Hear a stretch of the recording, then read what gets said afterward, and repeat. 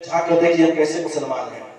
ہم بہت مسلمان ہیں لیکن مسلمانوں جیسا کردار سوبھاؤ اور ہمارے گھر میں اسلامک سویلائزیشن اسلامک سبھیتا کے انوسار آج کس طرح ہم زندگی کو گزار رہے ہیں بتانے کی ضرورت نہیں. باتیں تو بہت ہے, اگر باتیں کی جائے تو باتیں ختم ہو جائے. باتیں ختم ہونے والی نہیں ہے. اس شاعر نے کہا خود لکھا ہے کہ طوفان تم لانے سے ایٹریشن فائدہ ایک بوندی کافی کچھ اثر کرے. کتنے چوکے بدل گئے, کتنے میں خراب ہو گئے, اگر نہ بدلا تو مسلمانوں کا زمین نہیں بدلا. المختصر باتیں تو ایسی ہیں. اللہ کے نبی نے اپنے زمانے میں شاعر فرما دیا تھا لوگ دین سے دور بھاگیں گے, فقہ کے محفل سے دور بھاگیں گے, علماء پہ نام ڈان کریں گے, علماء میرے رسول پہ بیٹھ کر ہمیں ڈراتے ہیں, خوف زدہ کرتے ہیں. لیکن میں آپ کو بتاتا چلوں یہ علماء کے احسان عظیم ہے کہ میرے رسول میں چاہے میلاد کی شکل میں محفل ہو, گھر بنانے کی خوشی میں محفل ہو, میلاد المصطفیٰ کا انعقاد کیا جائے, یا بچے کی پیدائش ہو یا شادی کا موقع ہو, یہ علماء کا احسان عظیم ہے کہ میرے رسول پہ بیٹھ کر آپ کو دین کے احکام بتاتے ہیں, جس کے ذریعے آپ یہاں پہ بیٹھ کر دین کے باتیں سمجھ لیتے ہیں اور بہت سارے معاملات اور شرعی احکام آپ سمجھ جاتے ہیں. اگر یہ علماء نہ ہوتے تو آج مسلمان کس طرح کی زندگی جیتا ہے یہ بتانے کی ضرورت نہیں ہے. لہٰذا ہم تقریریں سنتے ہیں تو اس پہ عمل کرنے کی بھی کوشش کرنی چاہیے. تو نبی نے اپنے زمانے میں شاعر فرما دیا کہ ایک زمانہ ایسا آئے گا کہ لوگ فقہ کے محفل سے دور بھاگیں گے, علماء سے دور بھاگیں گے. جب ایسے ٹینڈنسی ایسے مزاج کہ جب لوگ ہو جائیں گے تو اللہ تین بلائیں نازل فرمائے گا. صحابہ لرز جاتے ہیں, خوف زدہ ہو جاتے ہیں, عرض کرتے ہیں یا رسول اللہ یہ تین بلا کیا ہے؟ اللہ کے نبی نے صاحب ارشاد فرمایا پہلی بلا یہ ہوگی کیونکہ رزق سے برکت ختم کر دی جائے گی. پھر صحابہ نے عرض کیا یا رسول اللہ دوسری بلا کیا ہے؟ اللہ کے نبی نے ارشاد فرمایا دوسری بلا یہ ہوگی کہ ان کے ظالم بادشاہ کو مسلط کر دیا جائے گا. آج مسلمان ہر جگہ علاقے برباد ہوتا ہوا نظر آ رہا ہے, ذلیل و خوار ہوتا ہوا نظر آ رہا ہے, ہر جگہ مسلمانوں کو برباد کرنے کی کوششیں کی جا رہی ہے. یہ سب ہمارے گناہوں کی نحوست ہے, ہمارے پاپوں کا نتیجہ ہے کہ ہر جگہ مسلمان ناکام ہوتا ہوا نظر آ رہا ہے. پھر صحابہ نے عرض کیا یا رسول اللہ یہ دوسری بلا کیا ہوگی؟ اللہ کے نبی نے ارشاد فرمایا تیسری بلا یہ ہوگی کہ جب اس قوم کے لوگ مریں گے تو بے ایمان ہو کے مریں گے, ایمان کی حالت میں نہیں مریں گے. المختصر وقت و ٹائم کا خیال کرتے ہوئے میں گفتگو کو جاری رکھوں اس والے سوال کے غرض سے میں حاضر اسٹیج آیا چند منٹوں کے لیے. اس لیے کھانے کی دعوت ہے اور دیگر علماء سے بھی آپ کو خطابت سماعت فرمانی ہے. حضرت یہاں پہ موجود ان کی بھی اچھی تقریر ہوتی ہے. یہاں وقت و ٹائم کا خیال کرتے ہوئے مختصر وقتوں کے لیے میں حاضر اسٹیج آتا ہوں. اس سالفن ساس و ستہ خالق کائنات نے قرآن مقدس میں شاد فرما دیا وما ارسلناک الا رحمۃ للعالمین. اے میرے محبوب میں نے آپ کو تمام عالمین کے لیے رحمت بنا کر بھیجا. اور my friend you are going as a message of peace, love, humanity for every creation in this world. وہ نبی سب پر برہمان ہے تو مہان کلنکاری بن کر کے آئے, اور جو نبی سب پر برہمان ہے تو مہان کلنکاری بن کر کے آیا ہوگا وہ توڑنے والا نہیں بلکہ ٹوٹے ہوئے ہردے کو پریم سے جوڑنے والا ہوگا. وہی قرآن مقدس جو تمام علوم دین و دنیا کا مقصد اور ربہ ہے, جو انسانی جبلی فطری صداقتوں کو جگمگاتا ہوا انسانوں میں محبت, مروت, مراقبت, عفت اور بھائی چارگی کا درس دیتا ہے. یہی وجہ کہ اسلام کبھی سماج کو توڑتا نہیں بلکہ ٹوٹے ہوئے ہردے کو پریم سے جوڑتا ہے. میں آپ کو بتاتا چلوں آج گھر بھوج جسے ہم کہتے ہیں اس کے مناسبت سے اس محفل کا انعقاد کیا گیا ہے. الحمدللہ بڑی خوش نصیب لوگ ہوتے ہیں جو محفل میلاد کا انعقاد کرتے ہیں. المختصر میں آپ کو بتاتا چلوں اس کی فضیلت کیا ہے. اگر ہم محفل میلاد کا انعقاد کرتے ہیں تو ہم سنی مسلمان ہیں, ہم اہل سنت والجماعت کے لوگ ہیں, ہمارے یہ صدیوں کا برہنہ طریقہ رہا ہے. شادی کا موقع ہو پھر بھی میلاد مصطفیٰ مناتے ہیں, اگر غم کا ماحول ہو پھر بھی ہم میلاد مصطفیٰ کا انعقاد کرتے ہیں, یا بچے کی پیدائش کی خوشی ہو پھر بھی ہم محفل میلاد کا انعقاد کرتے ہیں, چاہے نیو گھر بنانے کی خوشی ہو اس میں بھی ہم محفل میلاد کا انعقاد کرتے ہیں. آخر یہ طریقے سے اور یہ محفل میلاد سے ہمیں فائدہ کیا ہوتا ہے, بینیفٹ کیا ہوتا ہے؟ تو میں آپ کو بتاتا چلوں کہ امام احمد بن حنبل کی حدیث ہے, امام بن حنبل کی حدیث ہے, اور اس حدیث کے راوی ابو سعید خدری رضی اللہ عنہ ہے. یہ صحابی رسول ہے. امام احمد بن حنبل کی حدیث ہے جلد 7 راوی فرماتے ہیں کہ ایک جگہ پہ چند اصحاب جمع ہو کر اللہ رسول کا تذکرہ کر رہے تھے.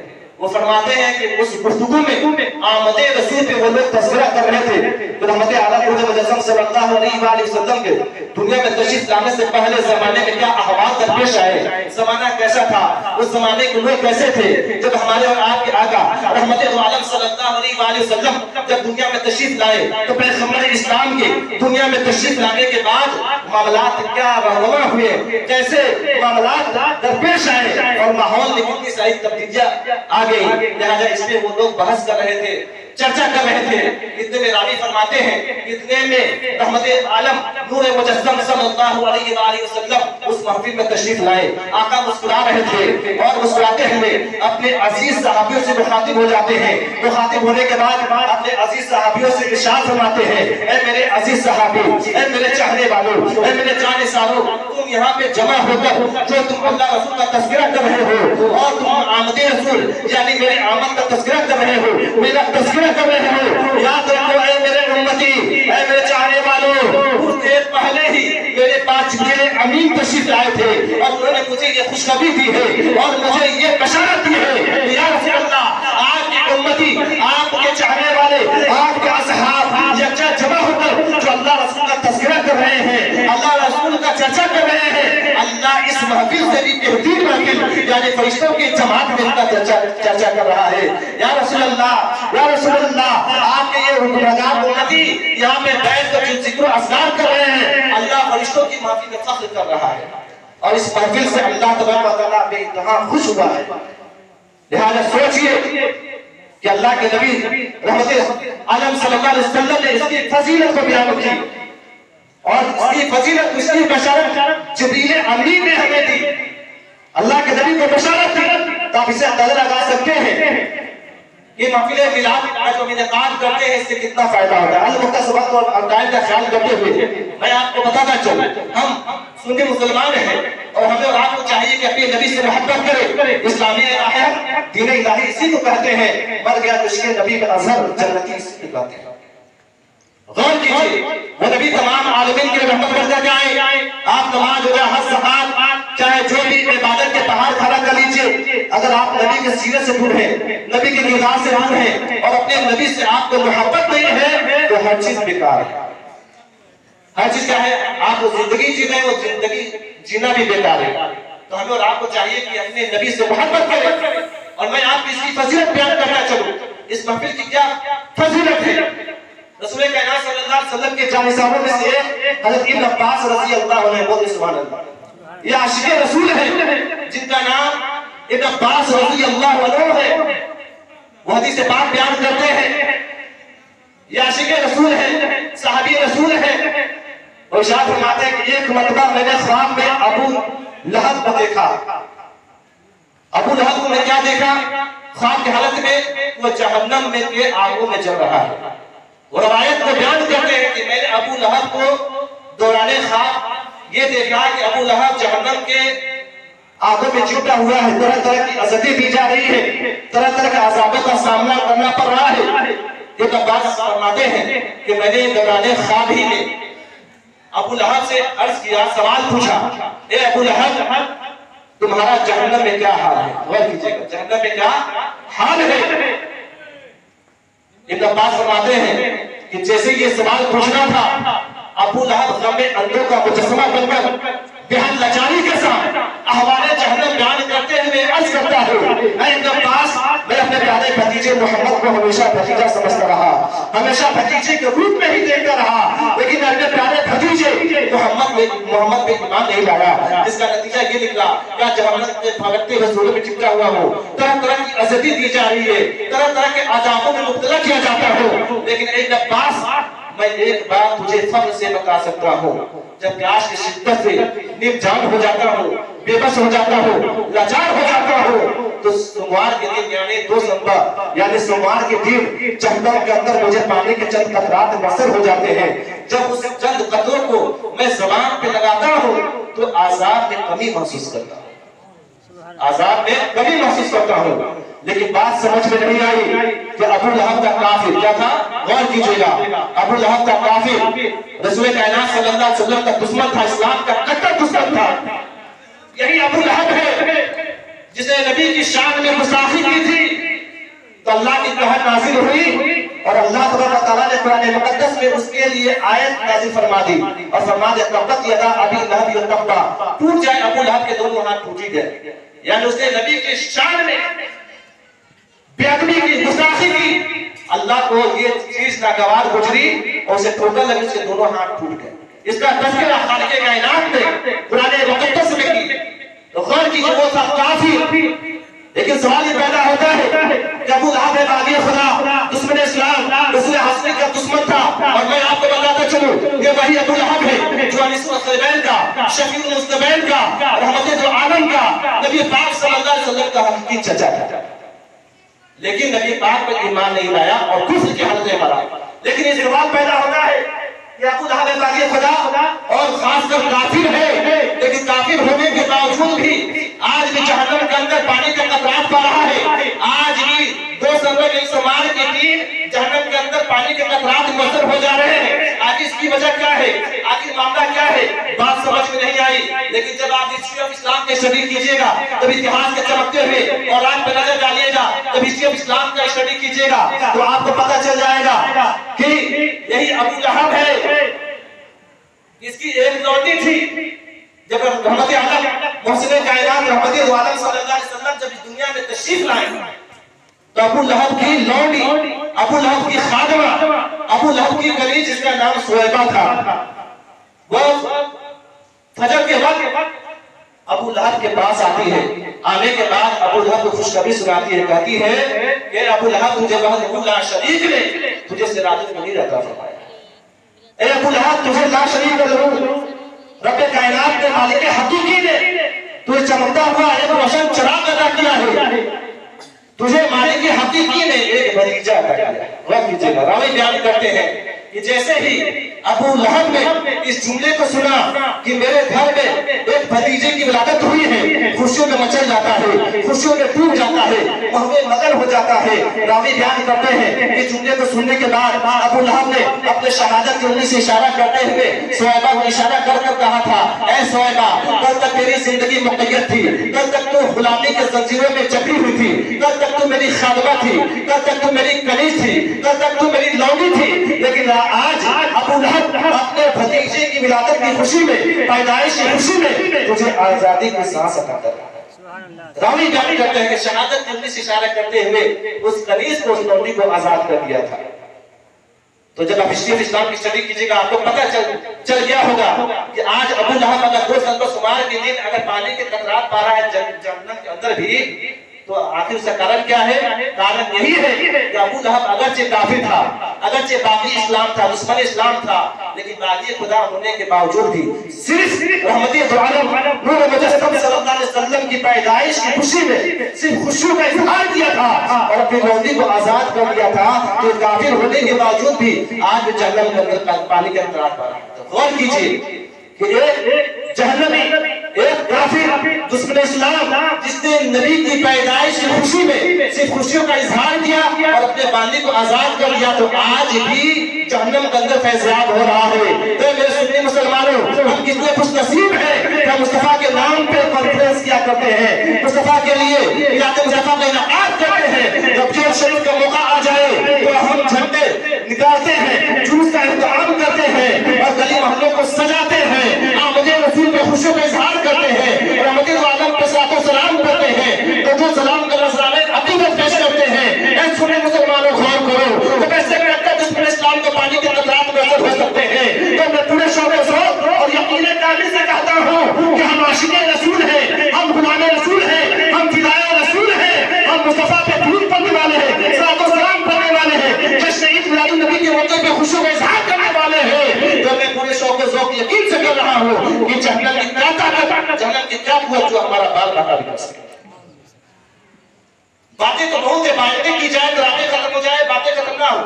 مناسبت کے اعتبار سے چونکہ گھر بھوج کے موقع پہ محفل کا انعقاد کیا گیا ہے، اس کی فضیلت کو میں نے بیان کیا ہے کہ جب ایک کافر ہونے کے باوجود مصطفیٰ کا خوشیوں کا اظہار کرے تو وہ فیضیاب ہو جائے. تو ہم تو سنی مسلمان ہیں، ہم کتنے خوش نصیب ہیں. غور کیجیے، ہر آنے والا، ہر بننے والا، اس سنسار میں اپنی اپستھتی درج کرانے والا آیا، مانوی آبرتی کے ساتھ مانا آیا.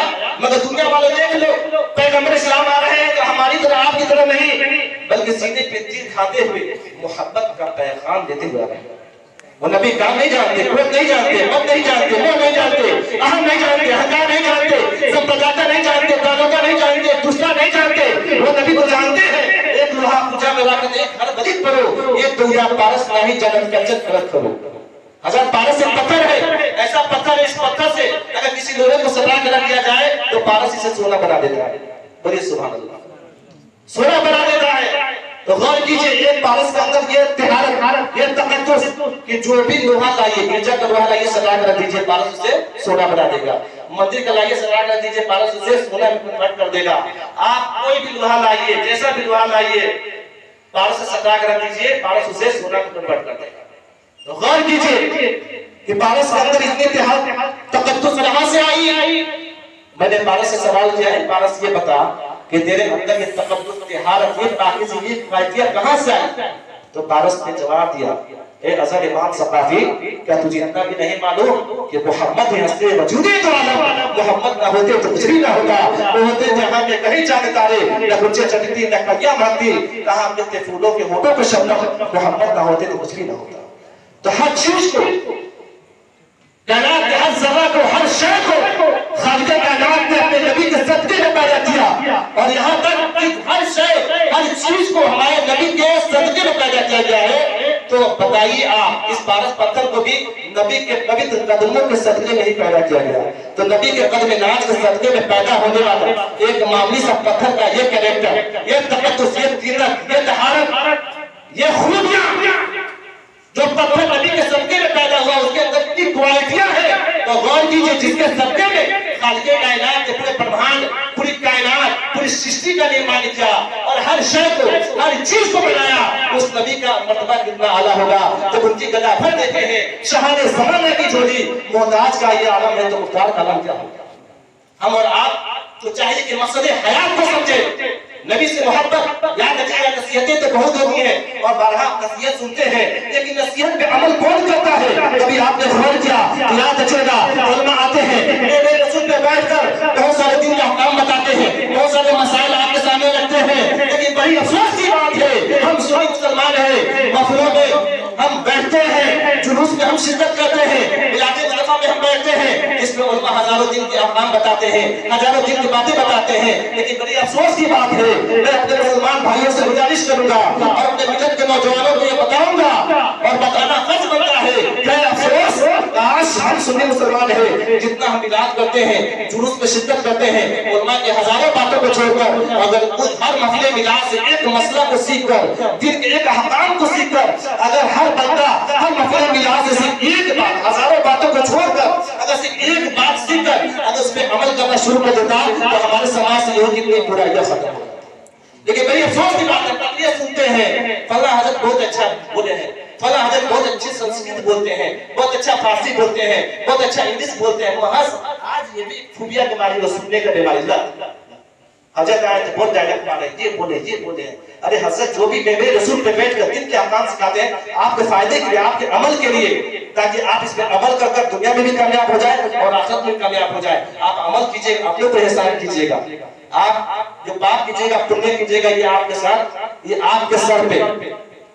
تو لہٰذا یہ میرے رسول بیٹھ کر جو علماء باتیں بتاتے ہیں آپ کے فائدے کے لیے بتاتے ہیں اور سب لوگ سنتے ہیں لیکن سب لوگ اس پہ عمل نہیں کرتے، اس لیے کہ میں بارہا اس جملے کو دہراتا ہوں اور کچھ لوگ تو مرچی لگتی ہے کہ بار بار کیوں ایسا جملہ استعمال کرتا ہے۔ بے شک اللہ کو پر سچ کرنی ہوتی ہے کہ دل کا ضمیر مردہ ہو چکا ہے، دل سیاہ ہو چکا ہے، میرے رسول پہ رات بھر چلایا جائے پھر دل کے دلوں پہ باتیں اثر کرنے والی نہیں ہے، دل کا رنگ سیاہ ہو چکا ہے۔ حدیث پاک میں یہاں تک اللہ کے نبی نے شاہد فرمایا گناہوں کے نحوست کی وجہ سے انسان کا دل کا رنگ سیاہ ہو جاتا ہے اور اس سیاہ دل پر شیطان قابض ہو جاتا ہے سورج کی شکل میں، سورج کی شکل میں وہ دل پہ شیطان کا ہو جاتا ہے، قابض ہو جاتا ہے اور کچھ دیر کے لیے آپ سنیے گا، کچھ دیر کے لیے افسوس ملامت کیجیے گا۔ حضرت بہت اچھی بات کہتے ہیں، مفتی صاحب مدلدل بہت ہی لاجواب تقریر کیے ہیں، بس کچھ منٹ، لیکن یہاں سے ہٹنے کے بعد وہی معاملات، وہی نماز چھوڑنا، وہی فطرت، وہی رویہ، وہی ٹینڈنسی۔ تو آپ کس کو بیوقوف بنا رہے ہیں؟ خود کو آپ بیوقوف بنا رہے ہیں، خود کو آپ دھوکہ دے رہے ہیں، ہمیں اور دوسروں کا کیا دھوکہ دیجیے گا؟ المختصر کہنے کا مقصد ہے باتیں تو سب لوگ سنتے ہیں لیکن عمل کون کرتا ہے؟ جو عاشق رسول ہوتا ہے، جس کے دل میں اللہ کا خوف، رسول کی محبت ہوتی ہے، اگر اسے علم مل جائے تو عمل کرنا شروع کر دیتا ہے۔ لیکن محض تقریریں سننے سے بیڑا پار ہونے والا نہیں ہے، علم ہے تو علم کے اعتبار سے عمل کیا ہے؟ ضروری ہے۔ اگر ہم نماز کے مسائل کو سیکھتے ہیں تو صرف مسئلہ پڑھ لینا، نماز کے احکام کو جان لینا، وضو کے فرائض کو جان لینا محض اس سے کچھ کام بننے والا نہیں ہے۔ اگر آپ نماز کے احکام کو سیکھے ہیں، اگر آپ کلمہ پڑھنا جان گئے ہیں، اگر درود شریف پڑھنا جان گئے ہیں، وضو بنانا سیکھ گئے ہیں، تو آپ کو پریکٹیکل کر کر اس پہ چلنا بھی ہوگا۔ اس لیے علم ہے تو علم کے اعتبار سے عمل بھی ضروری ہے۔ اگر آپ کے پاس علم ہے عمل نہیں کرتے ہیں تو سب بیکار ہے، اس لیے کہ آپ کا عمل دیکھا جائے گا۔ غور کیجیے، مقصد حیات کو سمجھیے۔ جب خالق کائنات نے وہ خالق کائنات نے قرآن مقدس میں ارشاد فرما دیا وما خلقت الجن والانس الا ليعبدون، I have created jinn and ins but worship to me۔ ہم نے جن اور انسان کو عبادت کے لیے پیدا کیا، بڑے سبحان اللہ۔ مقصد حیات کو بتا دیا، عبادت کے لیے پیدا کیا۔ تو آج آپ جانتے ہیں کہ ہماری مسجد کتنی عالیشان مسجد ہے لیکن نمازیوں کا پتہ نہیں ہے۔ لہٰذا اتنی آبادیاں ہیں، آپ نماز پڑھنے کی کوشش کیجئے، آپ مسجد کو آباد کیجئے، اللہ آپ کو آباد کرے۔ باتیں تو بہت ہے، باتیں کی جائے تو راتیں ختم ہو جائے، باتیں ختم ہونے والی ہے۔ لہٰذا آپ سے میں یہی گزارش کروں گا کہ آپ سنیے کم، عمل زیادہ کیجئے۔